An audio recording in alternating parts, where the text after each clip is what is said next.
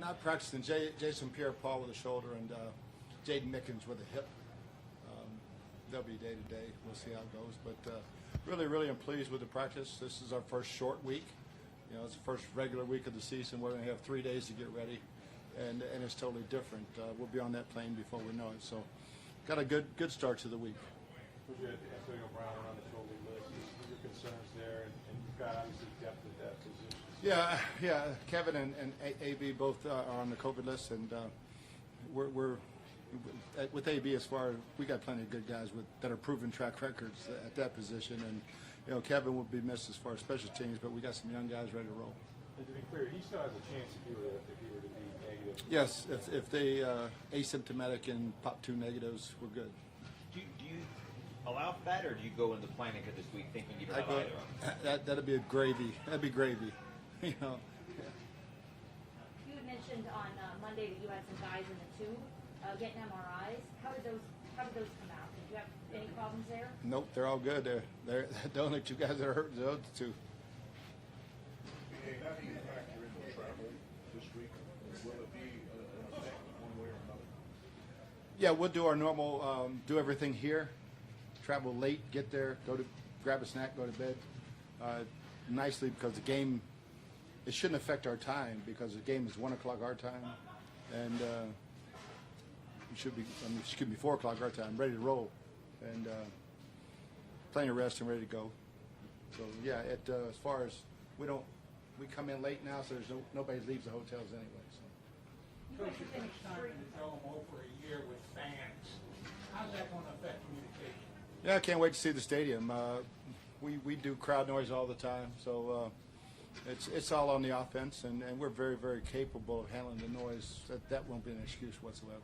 You guys' red zone numbers have just shot up year over year. What do you attribute that high level of production to? Not watching film and not practicing. Because apparently Gronk doesn't watch film. And he doesn't have any more vet days either. We just talked about Well, that. I know you guys really did a lot of situational football this season. We probably practice red zone more than most teams, as far as Thursday and Friday, and the amount of time we spend in the off season in training camp. So it's such an important part of situational football, and you know our guys understand what we're going to see, how we're going to handle it, and so far so good. They've executed pretty well. Bruce, when you lost Jaden during the game on Sunday, we saw Tyler on kickoffs, we saw AB on punt returns. Do you know if in terms of what you might do? Obviously, you've got Jalen Darden as well. Do you know if that'll be the plan to turn to him? Yeah, we'll look at. We've got 3 guys, and you know, Jalen, Antoine Winfield, Scotty. Scotty looked good when he caught the kickoff and took it around the edge. So we've got capable guys, and we'll wait and see how it goes. Coach, earlier this week, Dan Patrick asked Carson Palmer a question. Did you ever come to the coach with a play?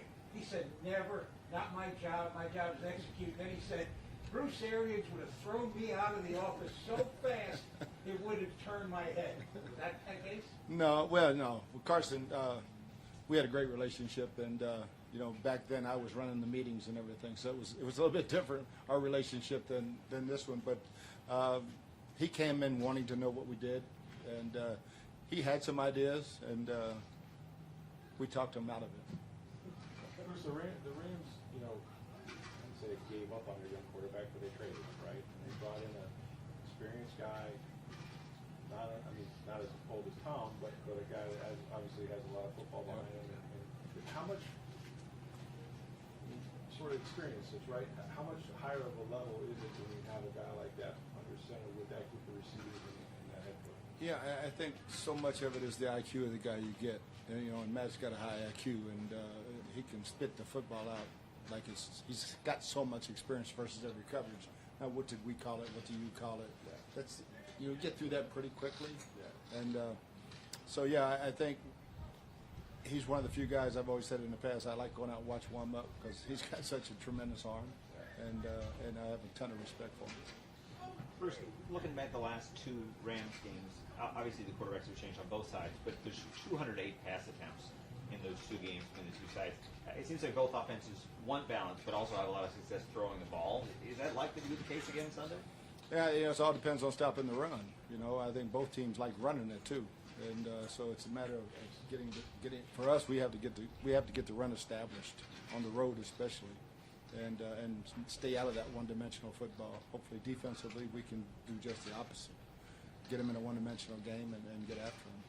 I think you said after the game, Jamel Dean played much better. Did what you see on film just kind of validate that? Yeah, he played very, very well, and a lot of confidence, and looked like his old self. We've got, Raheem's the coordinator now out there.